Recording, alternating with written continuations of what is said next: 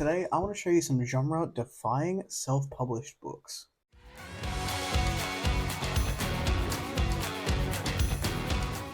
Hello everyone, welcome back to A Fictional Escapist. My name is Kris, and today's video is another one of the indie series that I sort of have going on at the moment, where I want to showcase some indie and self-pub books that I think have really defied the genres that they are in.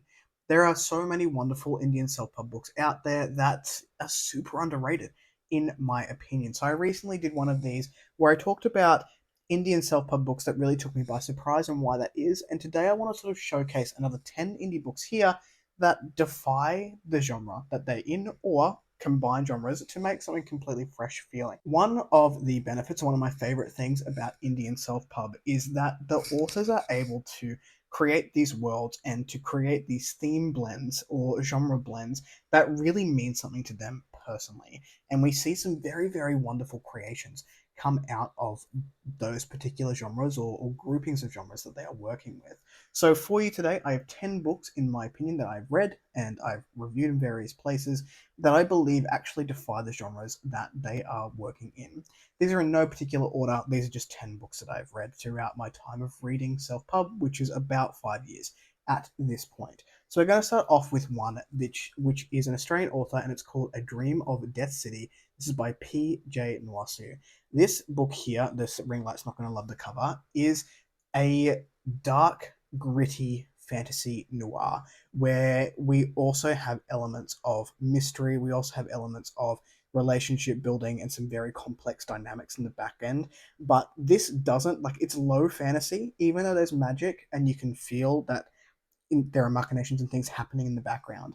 But we're very much here for this noir sort of murder mystery, and it couples a few styles, which I think is genre defying in the way that it feels like something completely new. It is dark, it is heavy, it is a very atmospheric and tense book where you are sitting in this particular city that we're in. It is grungy, it is dark. We are following some hideous acts from what I remember. It's been a little while now. And the characters that we're in very much feel like they're part of this murder mystery more so than the fantasy world. But what that does is it gives such a layer of depth to this particular fantasy novel where we don't really know what genre that we're in as we're reading it, but we know that we're sucked in and we are completely there for the ride. This one took me by surprise. I'm very much looking forward to the next book in the series, if there is one, or anything else that comes from PJ Nwasu, because she's solidified herself as an author that really knows how to play to the strengths and play to the genres, and while also like giving them a really good mix. So I had a fantastic time with this one, and I hope that more people pick it up. I don't hear a lot about it. I heard quite a bit about it when it first came out, but it seems to have now fallen off the radar. But I would argue that if you're looking for a murder, mystery, noir fantasy, this is what you're going to want to pick up. The next one I have on my list is comedy horror. These are things which we can sometimes see together in film, but I don't see executed very well in books. I'm talking about the Erstwhile Tyler Kyle by Steve Hugh Westerner, who did this very well, in my opinion. This book follows a very I guess a young protagonist of age who is trying to figure himself out and his queerness, and he follows, like, Steve follows a lot of horror tropes but couples it with humor in a really interesting way. So this guy, Tyler Cole, who is going off to an island to try and find the mystery of his missing mother, and he escapes a awkward situation whereby he kisses and is a little bit in love with his best friend. And he has to go to this island, and it's creepy, and there's things happening. And we've got island horror, we've got sort of isolation, we've got like people being weird on this particular island, but it is genuinely quite funny.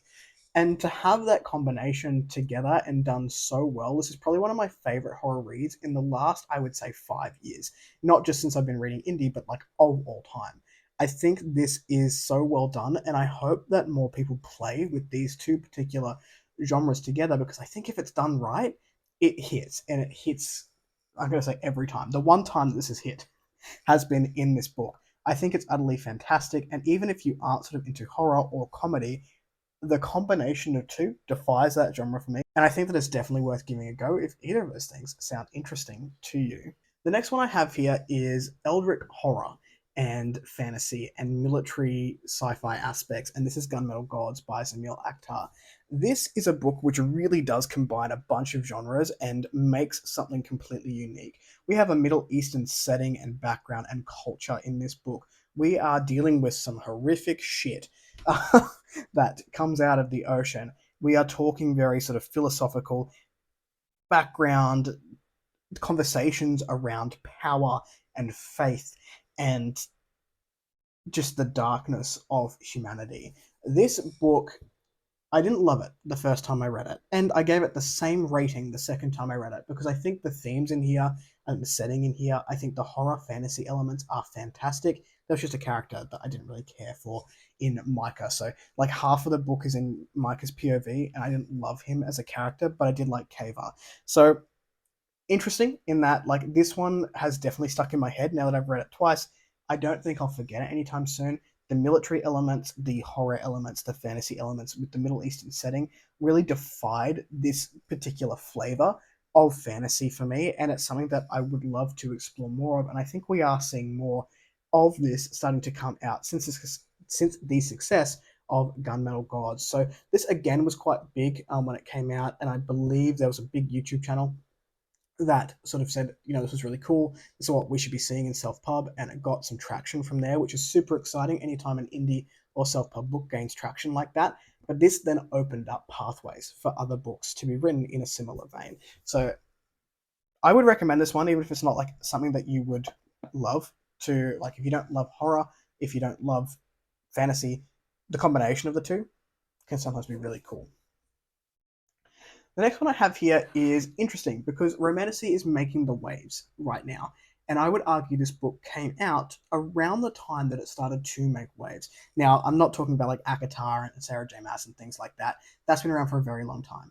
But we have seen, like, I guess, an upward trend of people reading Romantasy. This is where it started for me, and I don't read it very often, but this is The Briar Crown by Helen Reed Pedersen. The reason why I say that this is genre defying is that Helen's writing and Helen's natural storytelling style leans into epic fantasy, but she also enjoys spice, and you can see that. I very, very rarely see a romantasy book which leads towards the spicy side of things, coupled with epic fantasy so well. And I really found that in the Briar Crown and the Zem Koska series as a whole. So there's currently 2 other books out in this series. That is Apple Seeds in the Snow and Where Golden Feathers Fall. Very poetic, very purpley prose. It's beautiful. You get sucked into it, and they are as epic as they are spicy. And it's a combination that is often missed in terms of the balance. And I think Helen Reed Pedersen does that very well. The next one here is Eclipse. This is by Herman Steuernagel. I don't have a physical copy, so I'll put it up here. And this is dystopian sci-fi, which is the first time that I've ever experienced dystopian sci-fi. It's not the last time.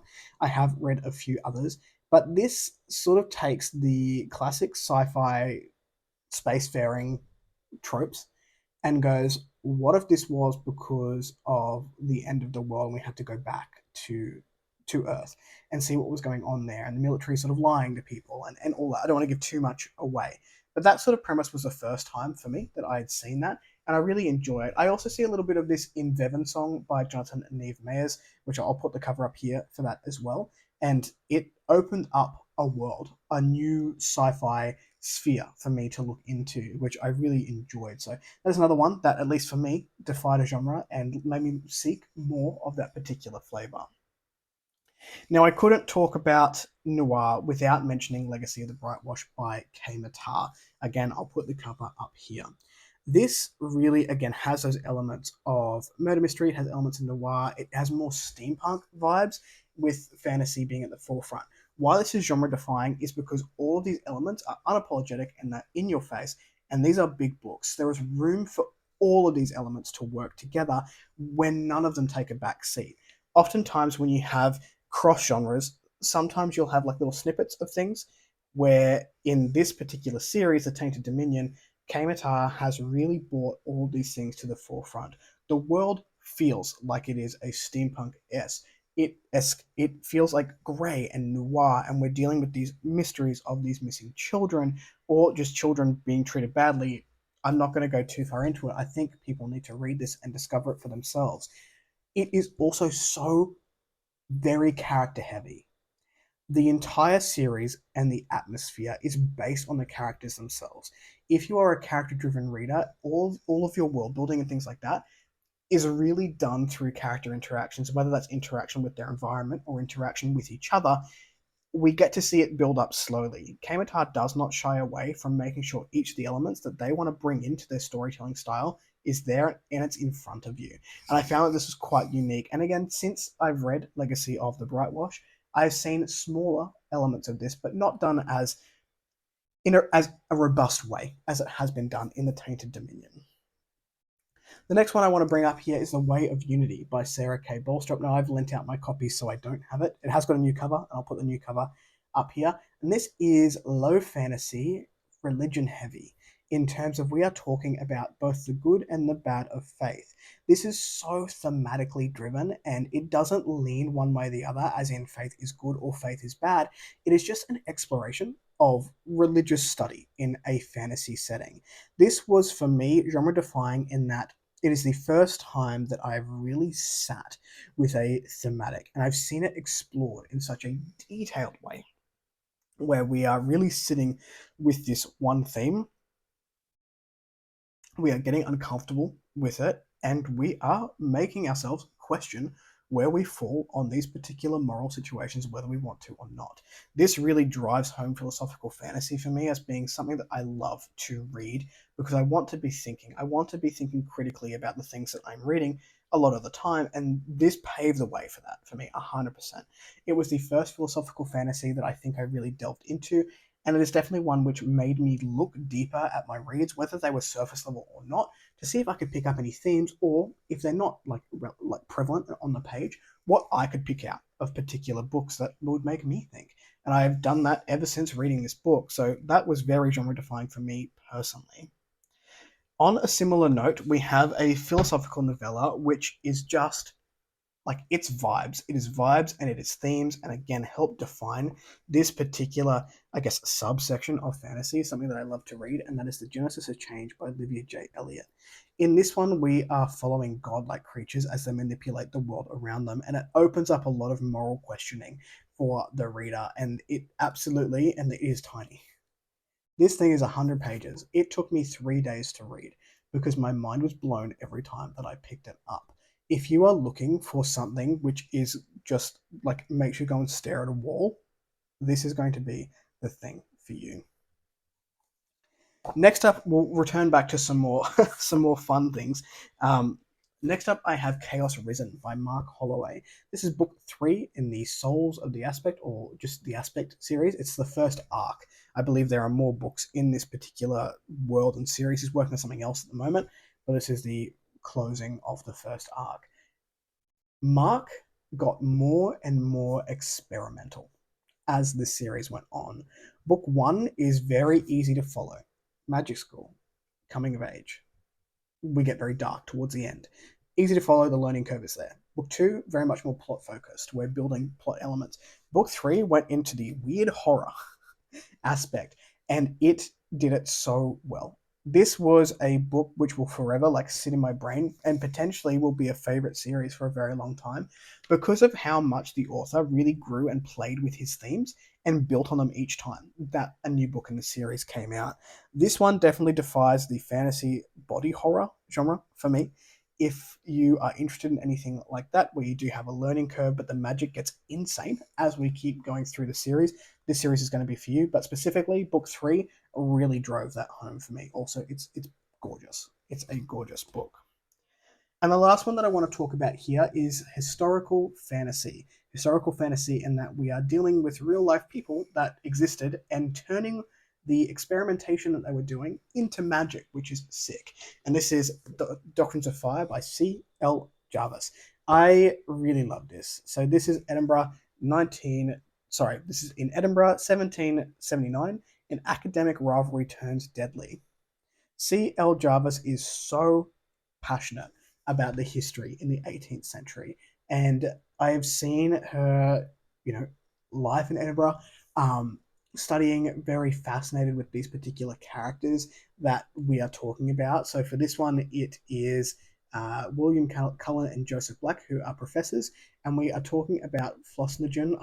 Can't pronounce that word for the life of me, which is a chemical reaction, but we're turning that into magic. This really solidified historical fantasy as something that I absolutely love. I loved this from beginning to end. I have the remaining 4 books in the series, and I believe there are other sort of side stories that continue on with these characters. This definitely defined the genre for me in terms of indie read specifically, and what I would like to seek more of out of indie historical fantasy. Those were 10 books that helped defy the genres for me, or defy, I guess, normal genres or genre norms, you could say. Have there been any in here that you've read? Are there any that you want to read? Let me know in the comments down below. Do you have any suggestions? What defied the genre for you when you came to indie and self-pub? Let me know. If you like the content, give one of those. If you want to see more of it, click subscribe at your will, and I will catch you in the next video. Ciao.